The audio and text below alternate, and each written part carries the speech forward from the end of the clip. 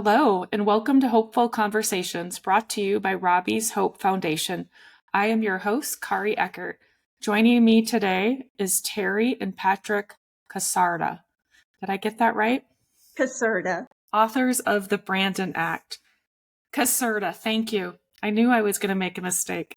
No. The Brandon Act was named after their son, Petty Officer 3rd Class Brandon, who died by suicide in June of 2018. The goal of the Brandon Act is to reduce the stigma associated with seeking mental health care in the military and was signed into law in December of 2021. Thank you, Terry and Patrick, and welcome to Hopeful Conversations. Well, thank you very much for having us. We appreciate this. Can you let our listeners know what was the inspiration for starting the Brandon Act? The inspiration, obviously, our son died. That was basically it. In his final words to us, he wanted us to help with the stigma of asking for and getting mental health help. He asked his leadership many times, from what we have been told, for help. And they just told him to suck it up and get back to work. They didn't take him seriously. And now my son is no longer with us. So that is basically what inspired us. Brandon was helping others at the time of his death, not to die by suicide. We wish somebody would have come to his rescue, but I guess his legacy is the Brandon Act for our military service members. Can you share with me about Brandon? What was he like? I looked on your website and it was fun to learn a little bit about Brandon as a young person and the qualities that he had. Can you share those with our listeners? Brandon was the kindest, nicest person I've ever known. He was inspiring, and he had a smile that made everyone want to smile. He was very helpful to everyone. He treated everyone equally. In particular, people that no one wanted anything to do with. He was just that way. I always said he was friends of the friendless.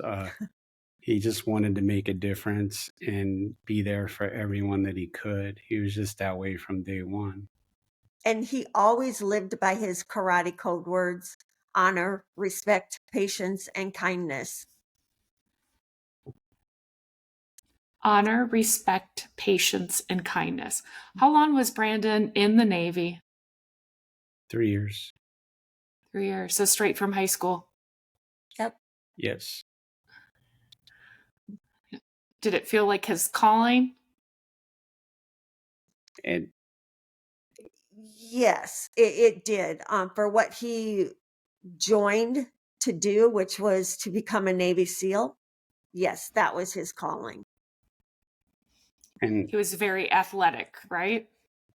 Yes, he played sports year round, and he was in karate and swimming since he was 4.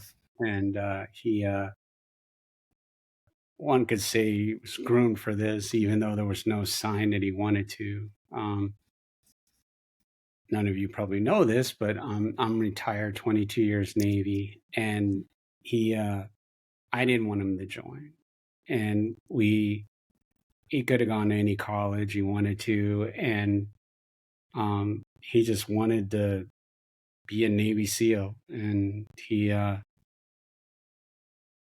we were faced with either get him everything he needed to succeed or say no, and he could join anyway eventually. So we did what we feel most good parents would do, and that's support him. And we got him everything he needed. We took him to San Diego. He watched the SEALs. He met SEALs. He was around it. And we bought him the actual swim gear that they use, the goggle, the snorkel, the fins.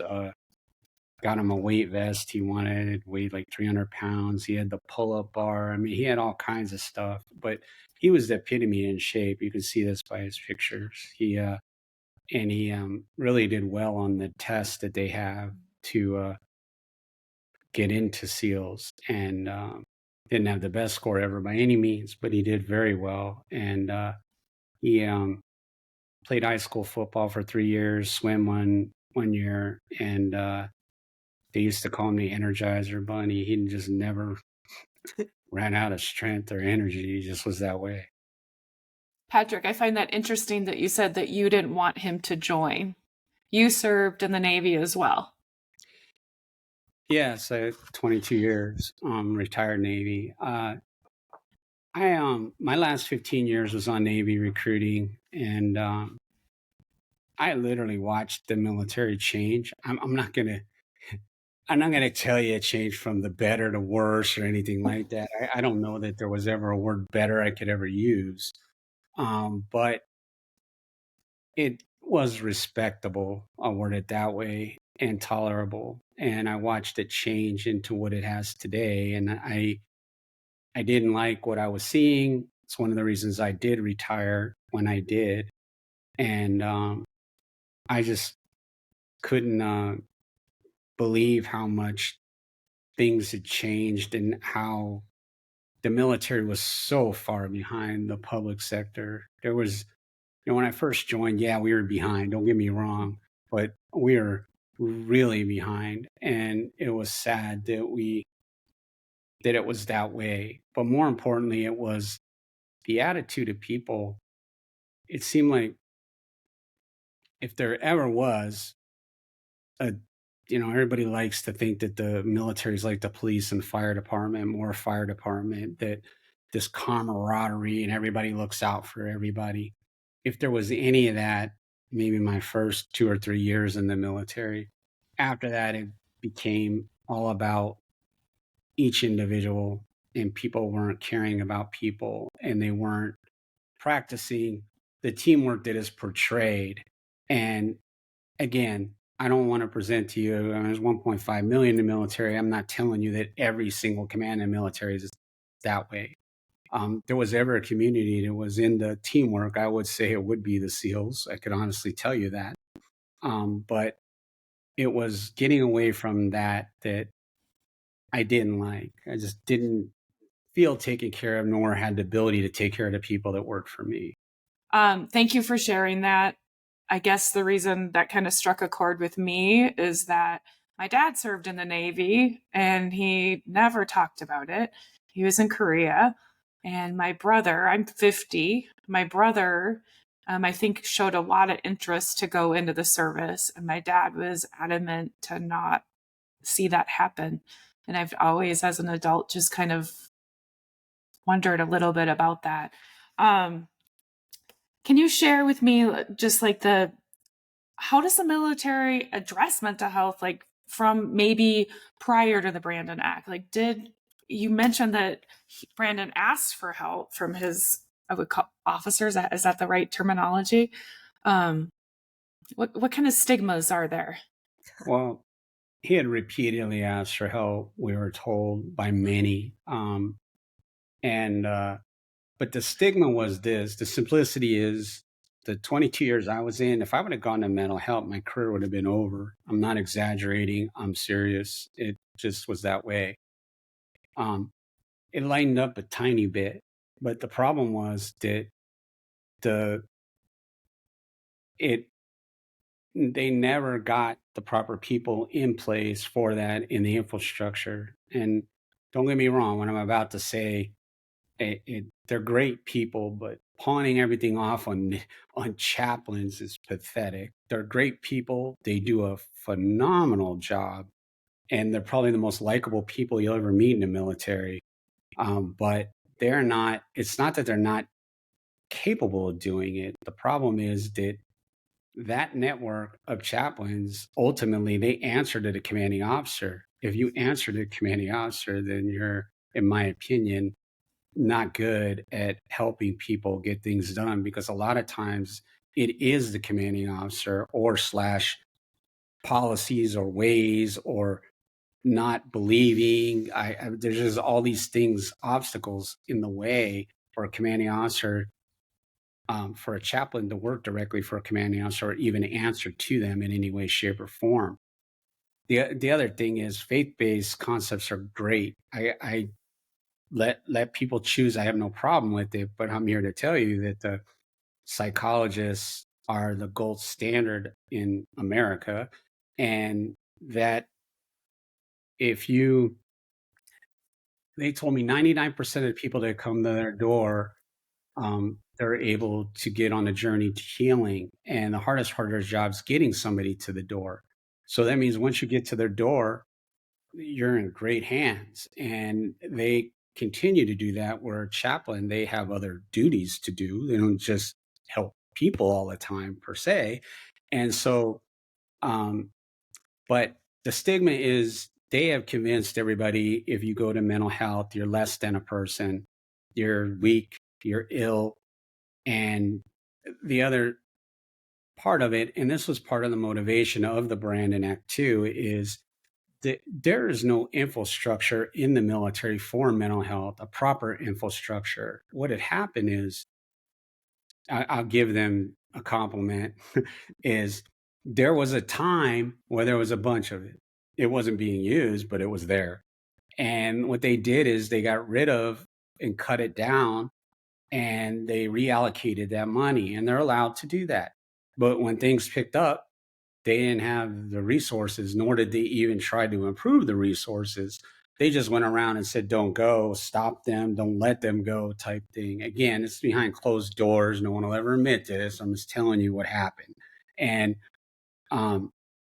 so now we needed a way to protect these service members, because one of the things we found out is if you have any kind of crisis, and that crisis could be anything. Let's just say you were late for work and you were labeled you're a dirtbag.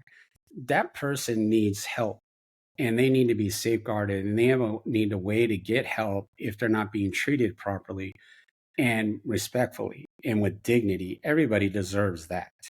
And people tend to go too far.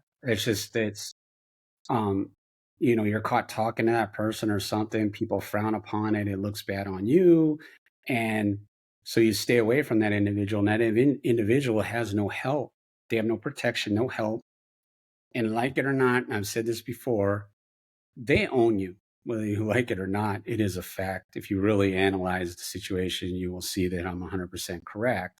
And since they own you, they can do whatever they want. Now, they can do things that are against the law, and you can have them undone in time.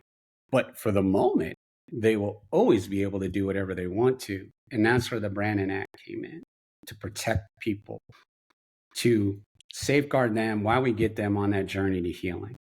And most people are not only healable, but they're just going through a crisis or two, and they get through it with help. And that's why we created it, is to get them, to safeguard them and get them the help. Because after the fact, obviously we all know it's too late. So it's before anything happens, we need to have this done. And then the other thing we found out, and again, I knew what I'm about to tell you, but I didn't know Brandon went for help. But to be honest with you, we had no idea how many people were dying a day by suicide in the military. We didn't know what a systemic problem this was until Brandon died. It was well hidden, to include when I was on active duty. I never picked up, it's called the Navy Times. I never picked that up, and the front page said suicide's out of control or whatever. I never saw any of that stuff. It was hidden, or it wasn't written about or talked about. And so when I found that out, we had to do something, because nobody was doing anything really. And so we had to get these people safeguarded, but the commands were able to do things that they shouldn't be able to do. And that's where we had to stop them. Terry, can you tell us what the Brandon Act, like when you wrote it, like just boil it down and When we decided to do the Brandon Act, we sat down, Patrick and I, and discussed items that we wanted in the Brandon Act. Our first version was very tough. We want, and we still want, accountability, which Congress decided to take, the harshness out of the Brandon Act just to be able to get it passed within a reasonable amount of time. So we had our first Brandon Act was like a 2-pager, bulleted. A lot of that was taken out in 2019 when we went to Congress the first time. Congressman Sept of Massachusetts, he's the one that told us that he could get it passed if we toned it down, but he would do whatever we wanted. It would just take 7 to 10 years to pass the Brandon Act that we wanted. So Wow. what we did was we toned it down to what he thought was appropriate. And he told us once it's passed, amending it would be so much easier. And that's the path that we decided to take. We'd rather save lives now than wait 7 to 10 years before it passed. But we sat down. It took us probably about a good month to finalize the original version that we wanted. And once we did that, we took it to Congress. We drove to Washington, D.C. in, I think, April of 2019. And door to door. yeah, we did have 15 to 20 appointments. And then during the 2 appointments, or between the appointments, we would go door to door. And I'm here to tell you that after I got out, I deliberately went to college to take the excuse away from Brandon, because he was going to, first thing out of his mouth was going to be, well, you've never been to college. So I went to Arizona State University and I got 2 degrees. One of them was in communication. The other one was in political science. And I thought I had this built-in and political, with the political science background. I thought I had it. And boy, did I, man, let me tell you, until you actually go, I don't care if you do an internship there, until you actually go there with a bill in your hand and go talk to them, you ain't seen nothing. And it ain't like TV. And it's nothing like the Schoolhouse Rock version. I can tell you that right now. And it was a lot of a learning. It was frustrating. And I mean, don't get me wrong. You see the other side of people you don't like. I'll word it that way too. But there was some great people we met too. It's just that that whole process was a tough one to navigate through. And we weren't going to give up, though. I mean, failure wasn't an option. We were not going to quit. We weren't going away. And we continued on in various ways with it. And COVID set us back quite a bit, but I'm sure it affected the whole world in some form or another. But we continued on, and we just kept going. I mean, it's the legacy of Brandon. That was the biggest part of it. And we wanted to honor his wish. If you read his letter, we interpret his letter as parents, that he wanted us to do something and make sure this doesn't happen to somebody again. Kind of used harsher words than what we did. I mean, I'd love to do what he said. He says, make them pay, hold them accountable. I mean, the list goes on and on. We found a better way, but the thing about it was he definitely is a life-saving person. His legacy's saving lives. His story saves lives. The Brandon Act has and will continue to save lives. And it was something important to do. I mean, there's more work to be done. Don't get me wrong. And that amendment's coming. We call mod 1, 2, 3, 4. It's coming, meaning we are, it's on our radar. We're working on it. The stage is set for it. We just have to go pursue it. And get the all that in order. But the accountability factor, I'm here to tell you that one thing I can honestly tell you, the military invented accountability. When I say that, I mean it. If you look at the history of it, you'll see the simplicity is just go back to the beginning. The ship sinks, commanding officer's at fault. Doesn't matter how it sank, that person is at fault. So, under that concept, if there is a suicide in any command, that commanding officer is responsible for it. I don't care what anybody says, that they should be taken away in handcuffs till proven otherwise. And even if it is proven otherwise, the lessons learned in the teaching of how to prevent this from happening again, not only in that command, but in the military, DOD-wide, is tremendous. In leading the way on this, because there are other clusters elsewhere in the United States, I'm sure, would benefit the United States. It would do our country good. So the military takes the lead like they're supposed to. If they can eradicate and solve suicide with our help, then that does the country good. It prevents the suicides and continues to make our military the best and the place to be. And that's a good thing for everyone. It's a very good point. I feel like before getting ready for this podcast and learning about the Brandon Act is there's like so much focus on just PTSD and veterans, but very little focus on active military and prevention. Exactly. And reading your bill, like that's really was the intent, is for active members to be able to self-identify that they need help. Yes, but the true intent, forgot this part, sorry, is, hey, I want you to think about this. Active duty is the cause. Okay, all PTSD comes from active duty for the most part. And even the crimes that someone's been subjected to, it happened on active duty. Whether or not it happened in a war zone or not doesn't even matter. It happened on active duty. So the Brandon Act philosophy was, if you cure active duty, you cure future veterans by de facto, because they're losing 22 a day. So we cured the 2 to 3 a day on active duty. We cure future veterans. And then we plan to take it a step further, and we are. We want to educate the public, in particular, empower teenagers to understand.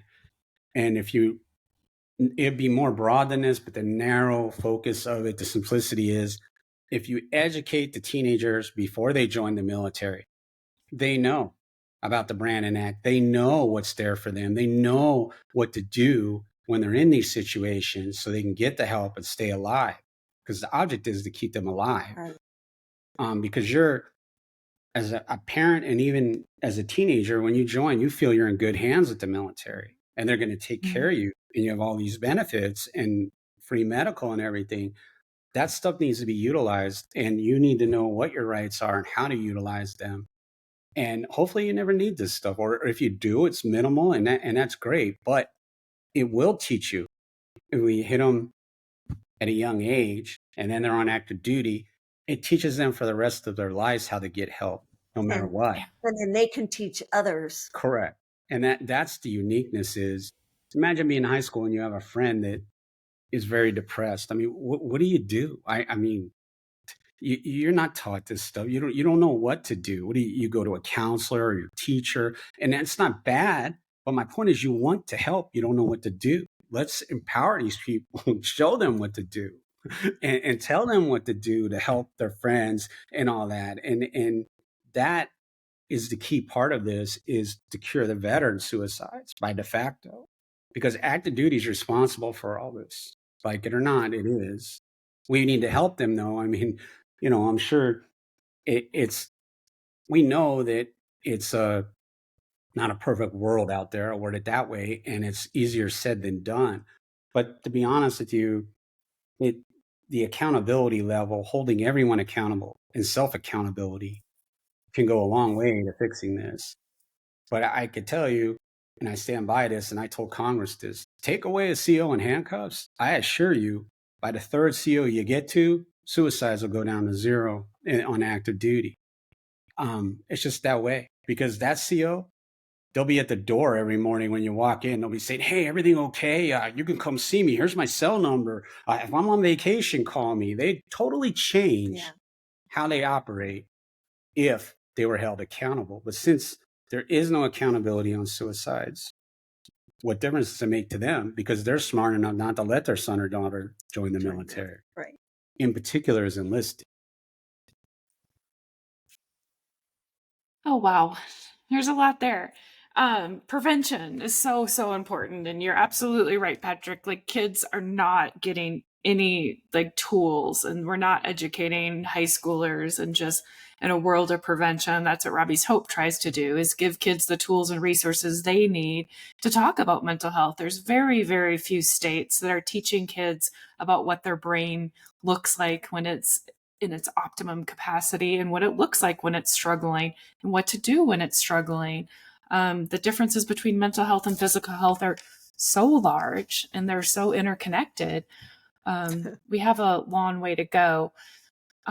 Where's funding with all like this in the military?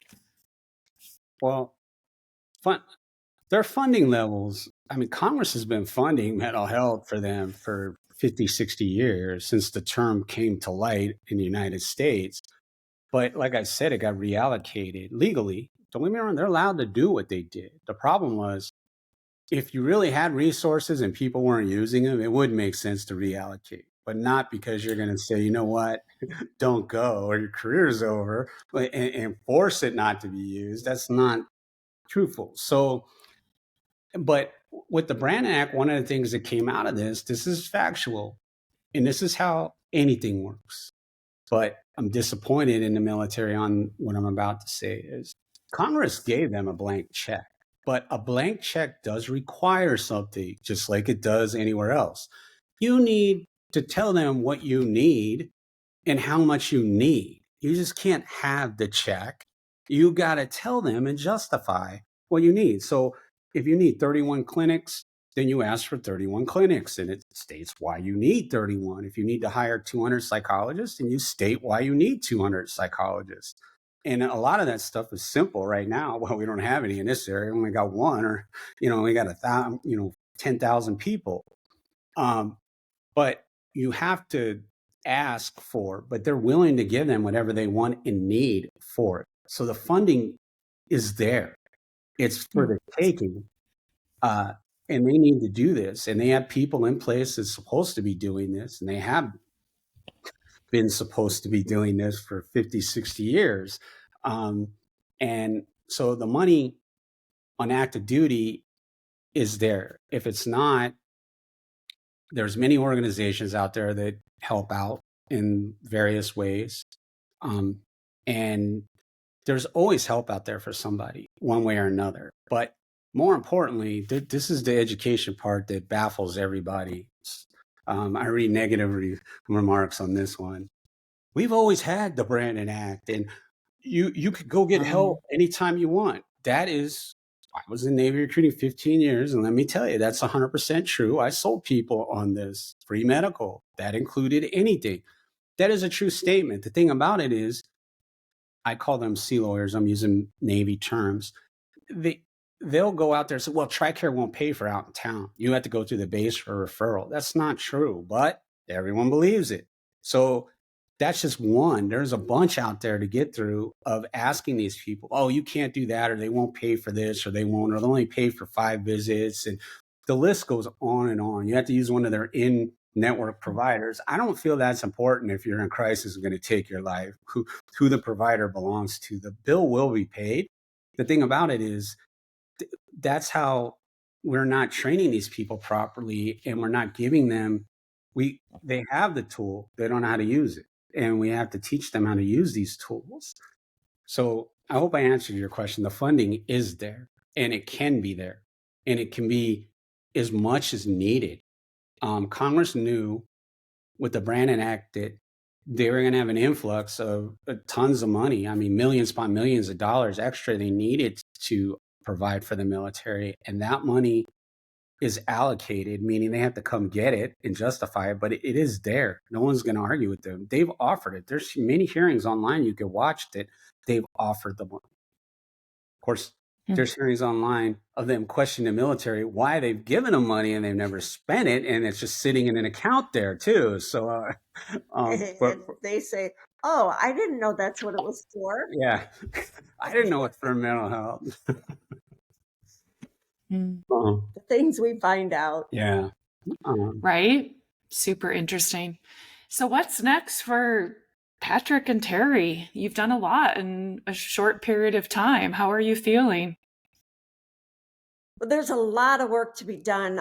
We do feel good about the Brandon Act and having it finally enacted in all branches of the military. They still need to work on the Guard and the reserves. And so we are going to be pushing for those policies as well. But our next step is to amend the Brandon Act with what we want it to actually include: accountability. I mean, you talk to any family members who lost a loved one to suicide, the first thing out of their mouth is, "I want accountability." Nobody in the military is being held accountable. Not even in our son's case. And NCIS found one person guilty of a UCMJ violation, and he was just moved. And that's what they do. And accountability, that's huge to us and to a lot of people. And another thing we want done is the investigations on suicides. We want them to investigate the suicide as a homicide until proven not. Because in Brandon's case, he was driven to suicide. The one person who has the most blood on his hands brags to this day to his sailors, because he's in leadership.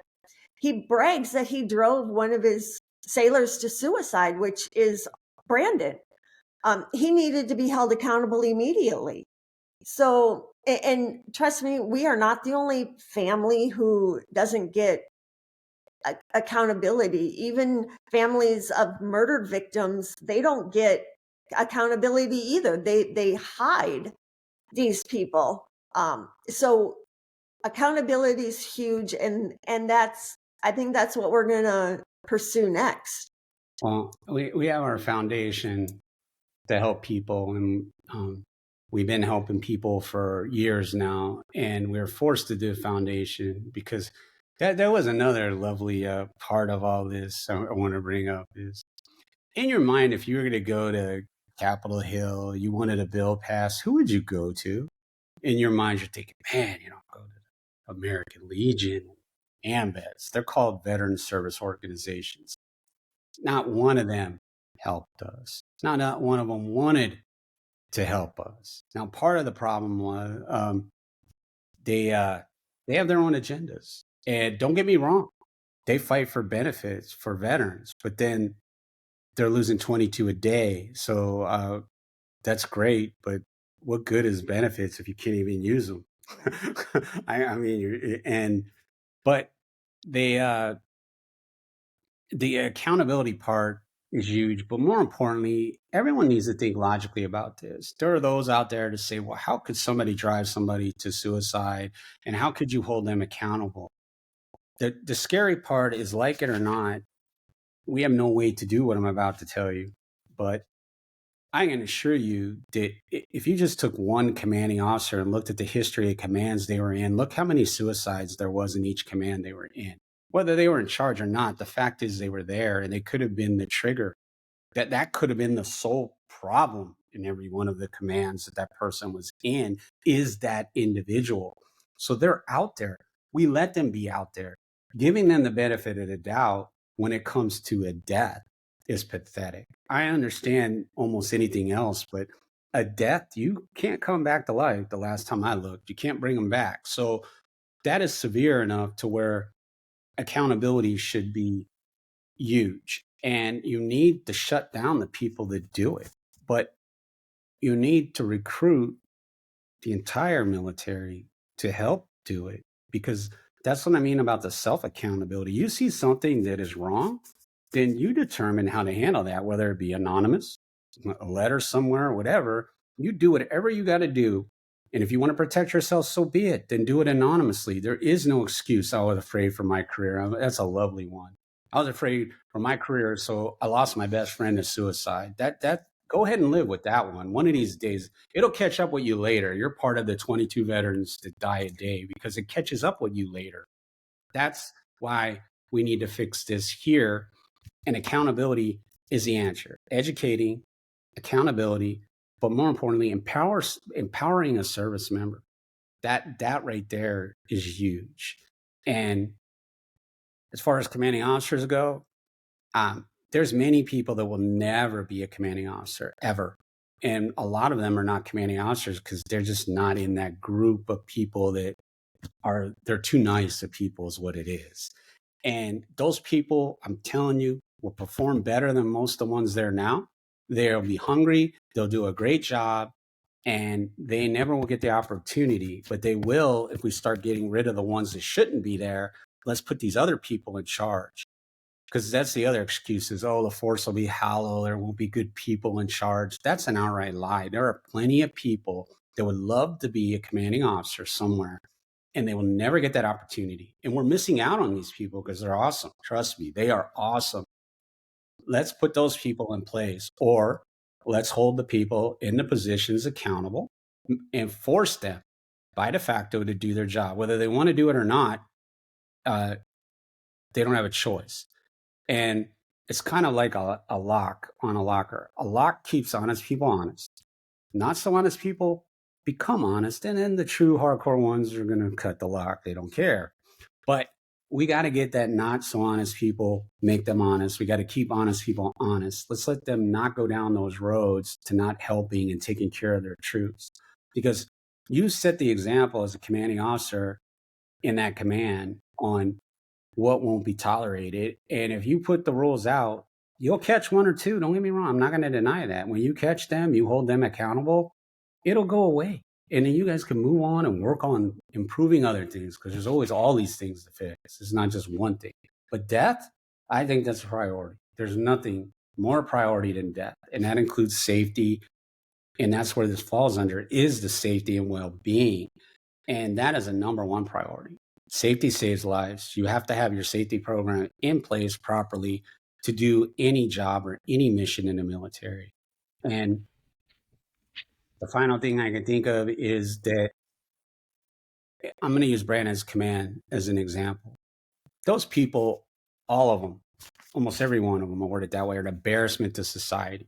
Now, I submit to you this. We went to war tomorrow.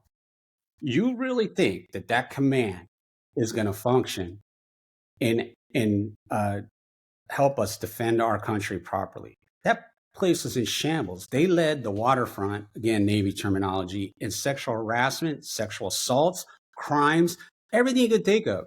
Brandon's death was just another red flag that had been going on in that command. That kind of command needs to be shut down and needs different people put in there. And those people are useless to us as a country because they're going to get other commands killed. You go to war, you go out there, and Navy logic, you go out as a fleet, a battle group, you have Brandon's command in there. Them other ships are going to sink because Brandon's command can't function and do their job. They can't do it properly. Can't even get along with each other. How are they going to do their job? So we have to fix this. And history shows that we, the people, are the ones that fix things. And if you look at history, that says we, the people, fix things. And in this case, we, the people, had to get involved. Yes, I'm retired military. That doesn't mean anything. I just knew the system. But we need to fix. And when we unite, we fix things pretty good. It's never perfect because everything needs tweaks and adjustments over the years. And but when we band together and work together on something that's important like this, we fix it. But we're hoping, like we told you, is if we fix the military, we could fix any of the clusters. If, I'm making this up, a tech company's having a bunch and all that, Silicon Valley, we could go fix that. We could fix anything if we could fix this. So we the people will benefit, or we the people getting involved. Harry and Patrick, that's, I think, a good place to end. We can fix this. You unpacked a lot. Very passionate people. In memory of your son, you're doing good work. Keep it up. Thank you. I very much thank the two of you for your time. To our listeners, thank you for joining us on a hopeful conversation. Be sure to tune into our next episode. And until then, remember, hold on, pain ends.